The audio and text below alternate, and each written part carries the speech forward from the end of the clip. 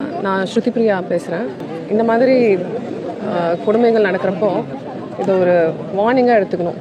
மாதம்பட்டி ரங்கராஜுடைய இரண்டாவது திருமணம் குறித்த விஷயம் தான் இப்ப சோசியல் மீடியாலே பரபரப்பா பேசப்பட்டு வருது. இந்த விஷயம் பெரும் சட்ட சிக்கலாகவும் உருவெடுத்திருக்கு.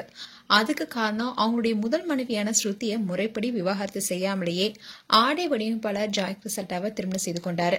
இதனால வழக்கறிஞரான அவருடைய முதல் மனைவி கணவர் மேல சட்ட ரீதியா நடவடிக்கை எடுக்க தயாராகி வருவதா தகவல் வெளியாகி இருக்கு. இது சினிமா வட்டாரத்துல பெரும் பரபரப்பையும் ஏற்படுத்தியிருக்கு. இந்த குற்றச்சாட்டு நிரூபிக்கப்பட்டா மாதம்பட்டி ரங்கராஜ் கைதாகும் சூழலும் ஏற்படலாம். சோசியல் மீடியால கடந்த சில நாட்களாவே மாதம்பட்டி ரங்கராஜுடைய திருமணம் குறித்த செய்தி தான் அதிகமா பேசப்பட்டு வருது.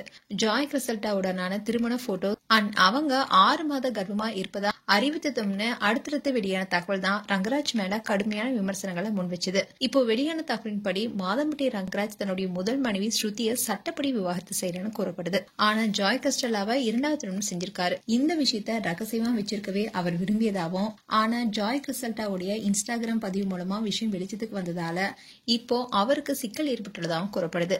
ஹிந்து திருமண சட்டத்தின்படி முதல் மனைவி உயிருடன் இருக்கும்போது அவங்கள விவாகரத்து செய்யாம இரண்டாவது திருமணம் செய்து கொள்வது சட்டவிரோதம்.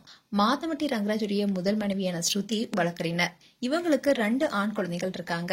கடந்த ஏப்ரல் மாசம் கூட ஸ்ருதி அவங்களுடைய இன்ஸ்டாகிராம் பேஜ்ல மாதம்பட்டி ரங்கராஜ் அண்ட் அவங்க 2 மகளுடன் இருக்கிற போட்டோவை ஷேர் பண்ணி எனது உலகம் எனது 3 குழந்தைகள்னு நிகழ்ச்சியுடன் பதிவிட்டிருந்தாங்க. அப்பவே இவங்க டிவோர்ஸ் செய்ய போறதாகவும் தகவல் வெளியாடுச்சு. இந்த சூழல்ல தான் ரங்கராஜுடைய இரண்டாவது திருமண செய்தி ஸ்ருதிக்கு பெரும் அதிர்ச்சி கொடுத்திருக்கு. தன்னுடைய கணவர் விவாகரத்து செய்யாமலேயே மறுமணம் செய்து கொண்டதுனால அவர் மேல சட்டப்படி நடவடிக்கை எடுக்க ஸ்ருதி தயாராகி வருவதா அவருக்கு நெருங்கிய வட்டாரங்கள் தெரிவிச்சிருக்காங்க. அவங்க ஒரு வழக்கறிஞர்ங்கிறதுனால இந்த வழக்க அவங்க தீவிரமா அணுகுவாங்கன்னு எதிர்பார்க்கப்படுது. விவாகரத்து பெறாம இரண்டாவது திருமணம் செய்த கணவர் மேல மனைவி புகார் அளித்தா இந்திய தண்டனை சட்டம் பிரிவு 494 கீழ் வழக்கு பதிவு செய்யப்பட்டு 7 ஆண்டுகள் வரை சிறை தண்டனை கிடைக்க வாய்ப்பு இருக்கு. இந்த சர்ச்சைகள் குறித்து ரங்கராஜ் தரப்புல இருந்து இதுவரைக்கும் எந்த விதமான விளக்கமும் அளிக்கப்படல. இந்த விஷயத்துல ஸ்ருதி எடுக்கும் அடுத்த கட்ட நடவடிக்கை பொறுத்துதான் மாதம்பட்டியுடைய எதிர்காலமே அமையும்னு சொல்லப்படுது. மேலும் மாதம்பட்டி குறித்து உங்களுடைய கருத்துக்களை கமெண்ட் செக்ஷன் சொல்லுங்க.